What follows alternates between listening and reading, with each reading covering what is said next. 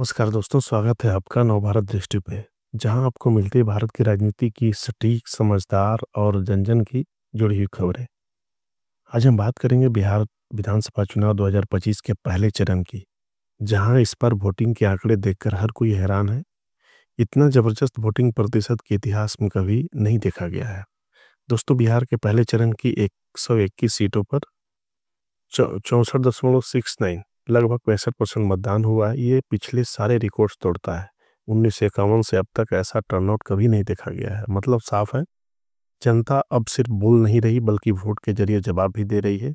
चुनाव आयोग के मुताबिक इस बार महिलाओं और युवाओं ने रिकॉर्ड तोड़ वोटिंग की है। महिलाओं की भागीदारी पुरुषों से लगभग 4% ज़्यादा रही है, जो बिहार की राजनीति में बड़ा संकेत है। कई राजनीतिक विश्लेषक यह भी कह रहे हैं कि साइलेंट रिवॉल्यूशन है, मतलब जनता चुप है लेकिन अंदर कुछ बड़ा पक रहा है। बात करें राजनीतिक पिच की तो मुकाबला बहुत टाइट है। एक तरफ एनडीए नीतीश कुमार और बीजेपी का गठबंधन, वहीं दूसरी तरफ महागठबंधन जिसमें कि आरजेडी, कांग्रेस और वाम दल शामिल है। तीसरा मोर्चा भी मैदान में है, प्रशांत किशोर का जन स्वराज अभियान, जो इस बार कई सीटों पर वोट काटने वाला फैक्टर बन चुका है। राजनीतिक गलियारों में चर्चा है कि अगर वोटिंग टर्नआउट 60% के ऊपर जाता है तो सत्ता परिवर्तन तय माना जाता है। अब जब टर्नआउट 64.69 लगभग 65% तक पहुंच चुका है, तो सवाल उठता है कि क्या बिहार में इस पर बदलाव की बयार चल पड़ी है। अगर हम इतिहास देखें तो हर बार जब वोटिंग बढ़ी, सत्ता बदली है। पहली बार 1967 में वोटिंग बढ़ी तो कांग्रेस की सरकार चली गई। दूसरा 1990 में वोटिंग बढ़ी तो लालू यादव वापस आए।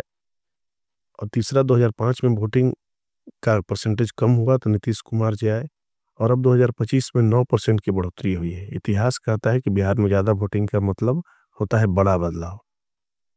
अब बात करते हैं मोकामा विधानसभा सीट की, जो इस बार बिहार की सबसे हॉट सीट मानी जा रही है। यहाँ मुकाबला सीधा है।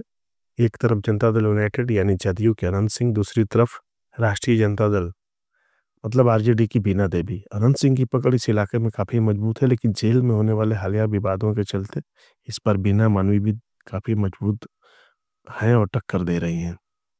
2020 के चुनाव में अनंत सिंह ने यहां से जीत दर्ज की थी, लेकिन इस बार माहौल थोड़ा अलग है। मतदान 62.16% हुआ है, यानी जनता ने खुलकर वोट किया है। सर्वे कह रहे हैं कि इस सीट पर मुकाबला कांटे का रहेगा। अब राजनीतिक विशेषज्ञों का मानना है कि इस बार वोटिंग का बढ़ना एनडीए के लिए फायदेमंद हो सकता है, क्योंकि ग्रामीण इलाकों में महिलाओं ने बड़ी संख्या में वोट डाले हैं। लेकिन दूसरी तरफ युवाओं में बेरोजगारी और महंगाई का मुद्दा महागठबंधन के पक्ष में हवा बना सकता है। तो दोस्तों, सवाल यही है कि क्या नीतीश कुमार की सत्ता बरकरार रहेगी या तेजस्वी यादव की नई लहर चलेगी? क्या मोकामा में फिर से अनंत सिंह की जीत होगी या बीना देवी इतिहास लिखेंगी? इन सब सवालों के जवाब आने वाले कुछ दिनों में मिलेंगे। लेकिन एक बात तय है कि बिहार की जनता ने इस बार लोकतंत्र की नई कहानी लिखती है।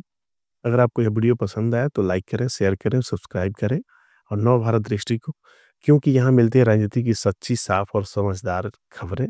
जय हिंद, जय बिहार।